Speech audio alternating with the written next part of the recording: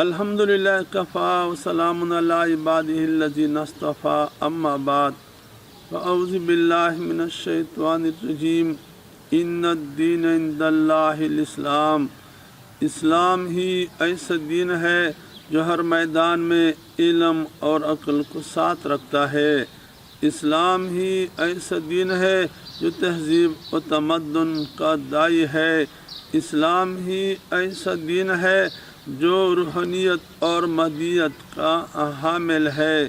اسلام ہی ایسا دین ہے جس کے حق میں تہذیب یافتہ دنیا کے فلسفہ نے شہادت دی ہے۔ اسلام ہی ایسا دین ہے جس کا تجربات سے ثابت کرنا آسان ہے۔ اسلام ہی ایسا دین ہے جس کی بنیادی تعلیم انبیاء کرام رسل اور آسمانی کتابوں پر ایمان لانا ہے۔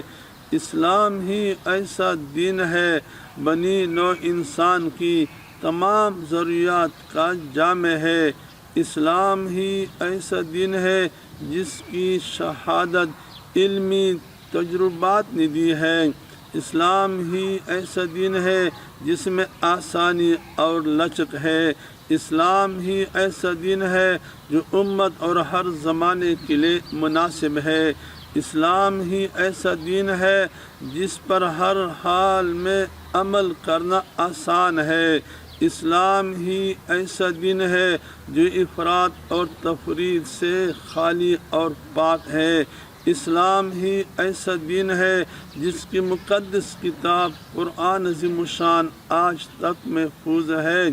اسلام ہی ایسا دین ہے جس کی مقدس کتاب تمام بنی نوع انسان کے لیے سرچشمہ ہدایت ہے۔ اسلام ہی ایسا دین ہے جو تمام مفید علوم کے حصول کی اجازت دیتا ہے۔ اسلام ہی ایسا دین ہے جس سے موجودہ تہذیب بھی فائدہ اٹھاتا ہے۔ اسلام ہی ایسا دین ہے جس کی تہذیب کی روح اور مادے کے جامع ہونے کی شہادت تاریخ نے بھی دی ہے۔ اسلام ہی ایسا دین ہے جس سے دنیاوی امن اور آشتی پوری ہو سکتی ہے۔ اسلام ہی ایسا دین ہے جس کا اثبات علمی تجربے سے آسان ہے۔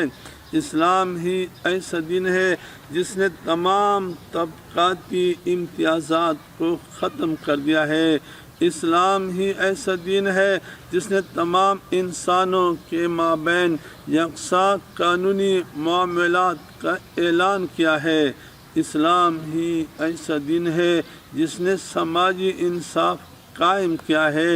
اسلام ہی ایسا دین ہے جس میں خلاف فطرت کوئی چیز نہیں ہے۔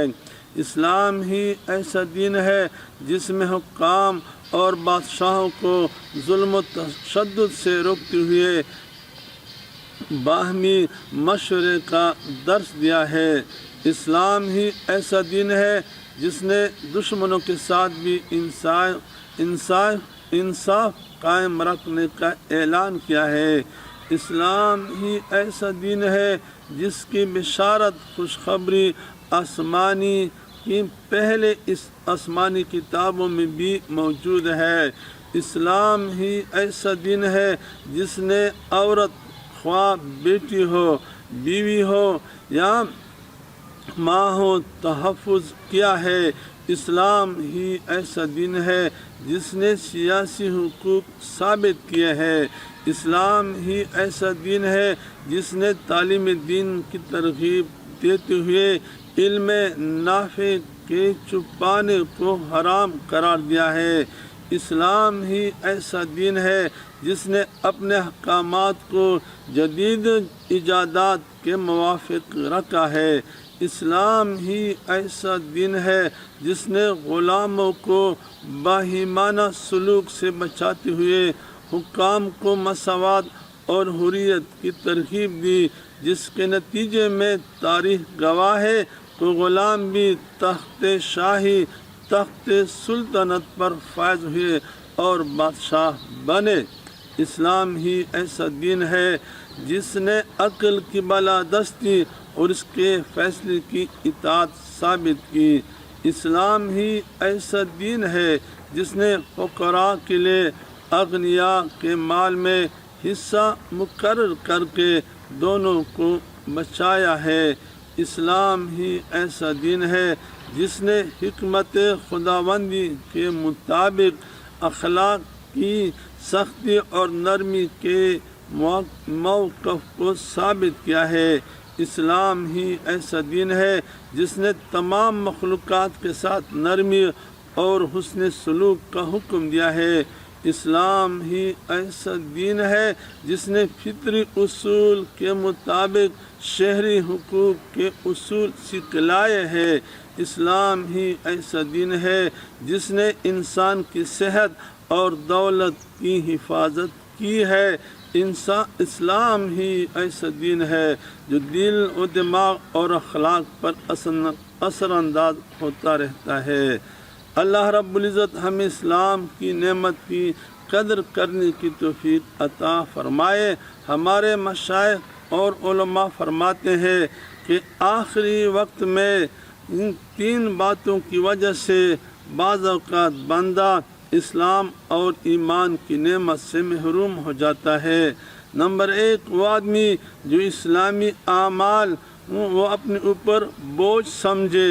نماز کا وقت ہے، رمضان آیا، حج کا سیزن ہے، تو اسلامی اشعار اور اعمال کو اپنے اوپر بوجھ سمجھے تو بعض اوقات اس ناقدری کی وجہ سے، بوجھ سمجھنے کی وجہ سے آخری وقت میں ایمان اور اسلام سے محروم ہو جاتا ہے۔